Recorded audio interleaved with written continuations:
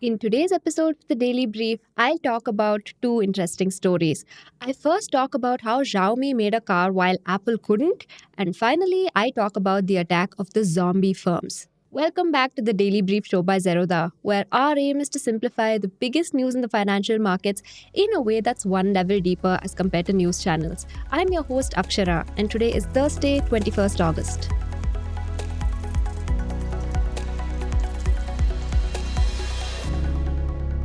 Coming to the first story. So, earlier in July, a new Chinese company proudly announced its foray onto the world stage. Smartphone maker Xiaomi has recently unveiled its second electric vehicle, the YU7 SUV. Founder Li Jun made an extremely bold claim about his company that Xiaomi was the only tech company to have successfully diversified into car making. This also proved that a Chinese smartphone maker could achieve what the world's most valuable tech company could not. And this wasn't just a claim, but a flex. In the same conference, June made a jab at one of the world's most famous tech companies that tried and failed to make cars, Apple. Since Apple stopped developing its car, we've given special care to Apple users, he announced, highlighting that iPhone owners could seamlessly sync with Xiaomi's new EV. Within the first hour of launch, Xiaomi logged 289,000 orders for the YU7. It was a staggering debut that made Xiaomi's stock price skyrocket. And that success was confirmed just this week when Xiaomi released the blockbuster results of their latest quarter. Somehow, they had succeeded where the maker of the most iconic smartphone ever had failed. So, how this came to happen is a story of contrasts, indecision, and quick adaptation. So, in 2014, Apple started a secret project to make a car called Project Titan. It assembled a 1,000-person team under veteran product designer Steve Zadesky, even poaching employees from Tesla. The hope was to launch a vehicle by 2020. Fast forward to 10 years later, it had burned over $10 billion without selling a single car. So, what happened in those 10 years? Well, for one, there was no agreement on what kind of car Apple wanted to build. In 2016, Zadesky left abruptly amid reports of shifting goals and internal conflict. Post that, executives couldn't agree whether to build a self-driving vehicle or a conventional electric car. Both required different strategies, and putting resources in one could take away from the other. Now, they switched playbooks midway to focus on the self-driving technology. And then they decided to work on the software and not the hardware. But that hardly solved anything. Apple couldn't gel with potential partners who could help it put the technology into a fully fleshed out, mass produced car. It spoke with BMW, Hyundai, and Mercedes Benz, among many other companies. But Apple wanted end to end control of the design and the data, as it did with all its other products, which frustrated car makers. Its expectations weren't consistent either. They went from asking them to build a whole Apple car to just asking them to integrate Apple software with the car maker's own models. And this did not sit well with the employees of Project Titan. By 2019, the project saw lots of changes in leadership and even layoffs. Deadlines kept getting pushed back. Project Titan was jokingly titled the Titanic Disaster. In the end, Apple never even announced a car, let alone actually mass produce one. CEO Tim Cook conceded that prototypes are easy, but volume prediction is hard. By early 2024, the company quietly wound down Project Titan and reassigned resources to generative AI where competitors were moving fast. We have covered the pitfalls of Apple's AI strategy in a separate piece as well, which we recommend reading along with this. Meanwhile, on the other side of the world, Xiaomi was at a crossroads. Imagine you're a phone maker in China surrounded by fierce competition. Huawei, Oppo, Vivo, OnePlus, Realme, just to name a few. You see that your phone sales are not growing anymore. To make things worse, the US has imposed strict sanctions on all Chinese tech products, closing the world's richest market for you. So, what do? That's the dilemma Xiaomi was facing. However, Xiaomi had lots of experience in building various kinds of electronic hardware, be it phones, smartwatches, laptops, air purifiers, and even robots. They also had strong relationships with the suppliers of items that powered this hardware, like lithium batteries, sensors, software, and chips, which Xiaomi also made themselves. Coincidentally, these were also things that you needed for electric vehicles. Much of the know how for what went into smartphones or robots or chips was similar to what China's modern EV industry, led by companies like BYD, was using. This was supported by the Chinese government subsidies and cheap loans towards the EV industry. Now, this pointed to the answer for how Xiaomi could survive its competition. It would pivot to making and selling cars. It was this linkage that Xiaomi was well positioned to take advantage of. There's a saying that necessity is the mother of invention. and Xiaomi is a great example of it. But that necessity also defined how Xiaomi went about its car strategy, which couldn't be more different from Apple's perfectionist style. From day one, Xiaomi focused on having its cars with its logo sold before anything else, even if it didn't reinvent the wheel like Apple tried. All the while, they would try to make gradual improvements to the cars. To save time, Xiaomi even took inspiration from proven designs instead of pursuing new innovation. The SU7 sedan, for instance, earned the nickname Porsche Me from Chinese netizens due to its similarity to Porsche's designs. In December 2023, within 2 years, they unveiled their first electric vehicle, the premium segment SU7. To sell its cars faster, Xiaomi was far more willing than Apple to take on a manufacturing partner to mass produce its designs. And this strategy probably saved their production timelines from a regulatory snag. See, the Chinese government tightly controls the licenses handed out to automakers, and Xiaomi couldn't get approval for one for a long time. This meant that despite having a factory, they couldn't start assembling cars on their own. However, the workaround for this lay in a partnership with a Chinese manufacturer called BAIC. Late in 2023, BAIC got a license to make Xiaomi branded cars, which allowed Xiaomi to keep its promise of delivering cars in 2024. And regulators eventually granted Xiaomi its own EV license in mid 2024. Xiaomi has also been aggressive with expanding its retail presence, building 335 sales centers across 92 cities in mainland China. Interestingly, this aggressive retail expansion mirrors how they scale their smartphone business as well. Now, this aggressive approach has not been without its issues. For one, their first model had a lot of flaws. Owners of the SU7 complained of vehicle faults and even misinformation through advertising. Things got so bad, in fact, that in April this year, sales of the SU7 surprisingly slumped 55%, partly owing to a fatal accident that involved an SU7. In its pursuit of sales, Xiaomi has often stretched itself very thin on production. It previously suffered from massive order backlogs that could not be matched by an adequate supply of cars. The wait time for some of their orders even exceeded a year. As a result, a lot of orders ended up being cancelled. And these are just the internal problems. Xiaomi also entered the EV market at the height of competition in China's car industry. Established brands were slashing prices heavily to attract buyers, leading to a price war. And factories were producing far more cars than the market could absorb, the complete opposite of Xiaomi's problem. The price war was both a boon and a bane for Xiaomi.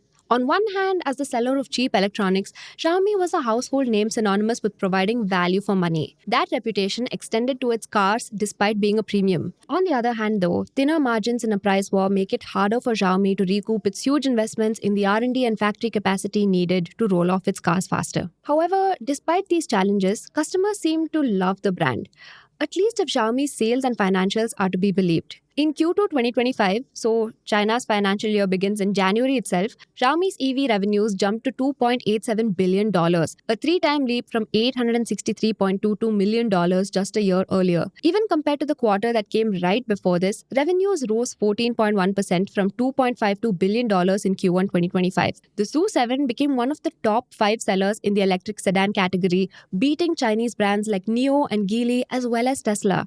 The company delivered 81,302 vehicles in Q2, up from 75,869 in Q1. The average selling price, or ASP, also climbed to $35,317 per vehicle, reflecting stronger demand for the premium SU7 Ultra model. And its profit margins have been improving along with growth. For a while, Xiaomi has been recording an operating loss due to heavy investments in R&D and capacity.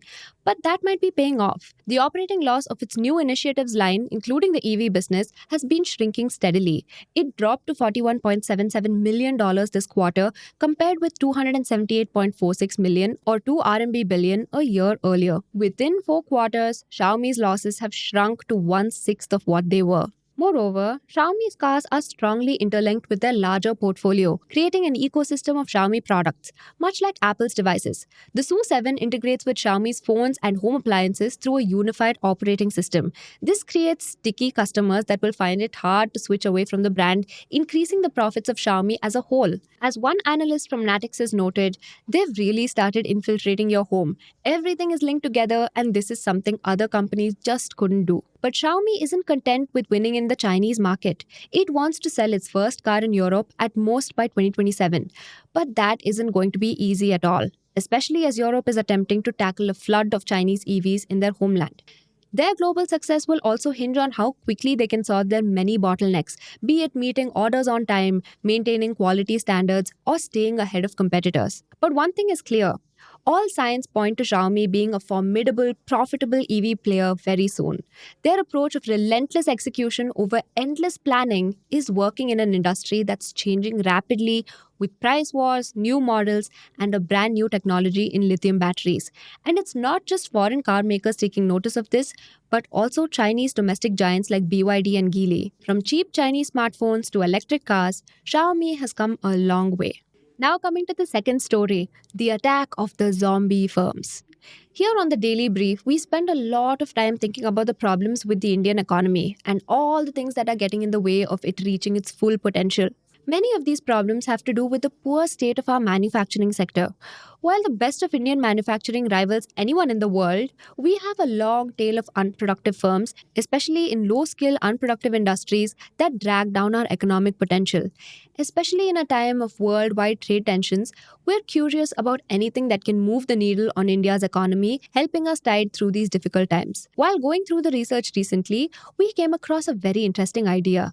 A lot of Indians don't enter business because getting out is impossible. That's what we took away from a wonderful new paper by Soumitra Chatterjee, Kala Krishna, and others. If Indians get into a business, especially the giant manufacturing business that create mass employment, exit is often impossible. India, in fact, has one of the world's lowest exit rates when it comes to the manufacturing sector. Only 3.1% of Indian manufacturers wind up shop in any given year. Americans wind up thrice as much. A supposedly communist state like Vietnam sees 6 times as many. Many more businesses should exit, at least if they aren't doing much. And yet, they don't. Why? Well, this is partly because it takes incredibly long to shutter a business in India. In a best case scenario where there's no litigation and no creditors chasing your assets, closing a business can take more than 4 years. The same thing takes less than a year in Singapore or less than 15 months in the United Kingdom. If things aren't smooth, you could be stuck for decades. And time isn't the only cost you pay. Ideally, closing a business should let you recover whatever value you can from it. That's how you ensure that its belongings are recycled into the economy. India, however, forces you to pay to exit. As the researchers found, to close a business, you need to pay up anywhere between 79 to 140% of your annual sales. And that's aside from the cost of letting go of your workers. Firing a worker can cost you as much as 284% of their annual salary. See, red tape while opening a business is one thing. But why is it so hard to close one? Now, there are many reasons Indian firms get stranded, including political pressure from those who want jobs to stay in their constituency. But there are two big reasons the paper notes.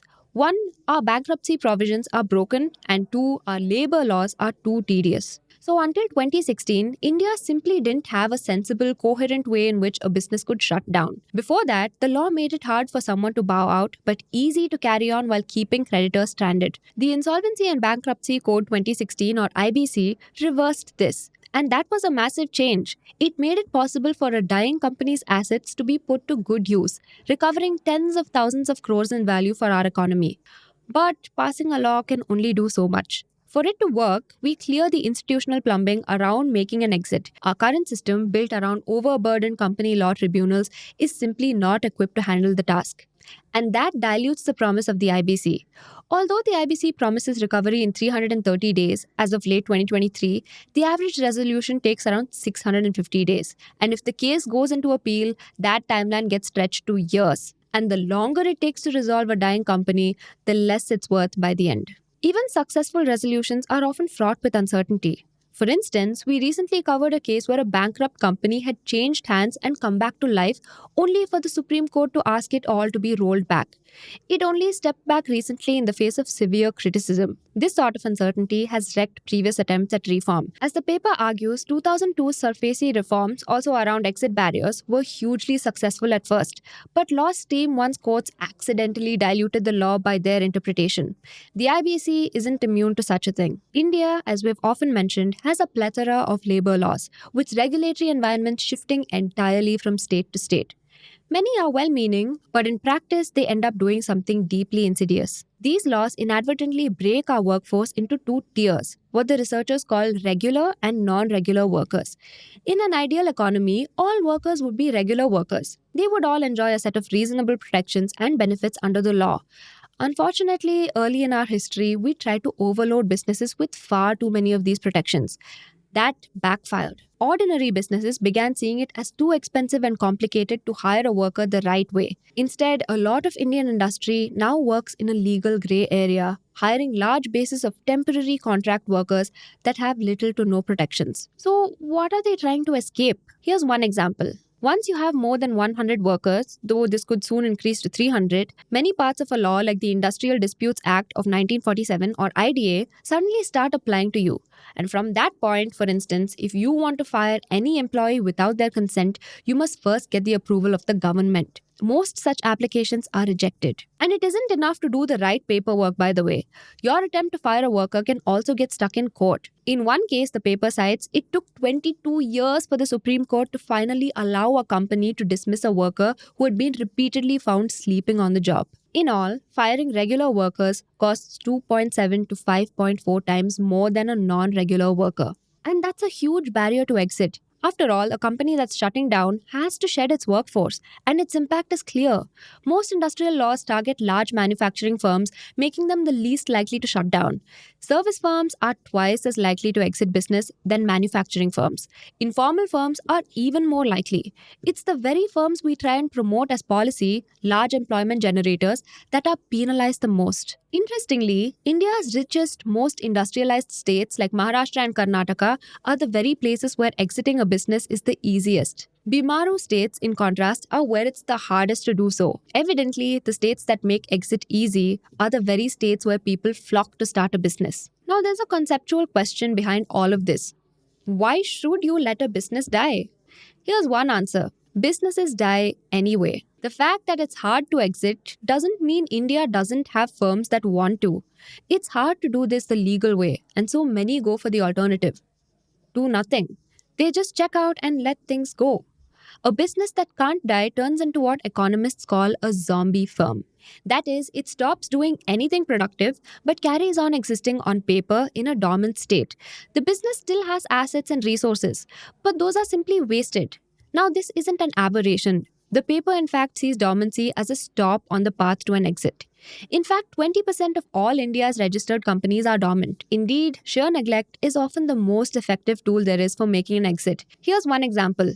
Because firing a regular worker is so difficult, firms instead turn inflation into a firing tool. While offloading a worker takes money and administrative effort, you could keep them on your rolls but refuse to increase wages. Over time, as inflation eats into those wages, people quit by themselves.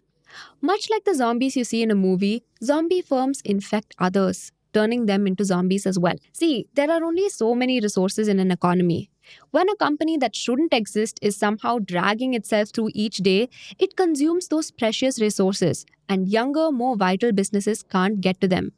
Economists argue, for instance, that before its takeover, Air India was a zombie company because it was a company that should have been bankrupt but was kept artificially alive. It kept sucking away passengers and resources that could have gone to other airlines.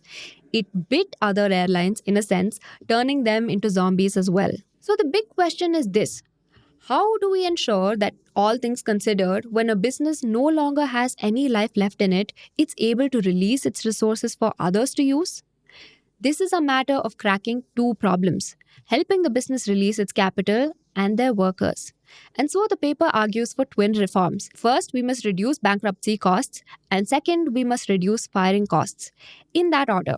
The costs and red tape around bankruptcy should come down before we make it easier to fire people. That is, we need to make it easier for businesses to release their capital before it becomes easier for them to release workers. If we mix that order up, we could have a situation where large businesses fire people but keep capital for themselves. If that capital doesn't reach the economy, there might not be any business that can afford the fired workers. And that could translate into a huge loss in employment. The researchers, in fact, foresee a 14% drop in employment. Now, the stakes are massive. If India gets to 50% of the exit rates in the United States, the paper predicts it could create an extra 14 to 19% in value. If we get our sequencing right, it could boost employment by 8% as well.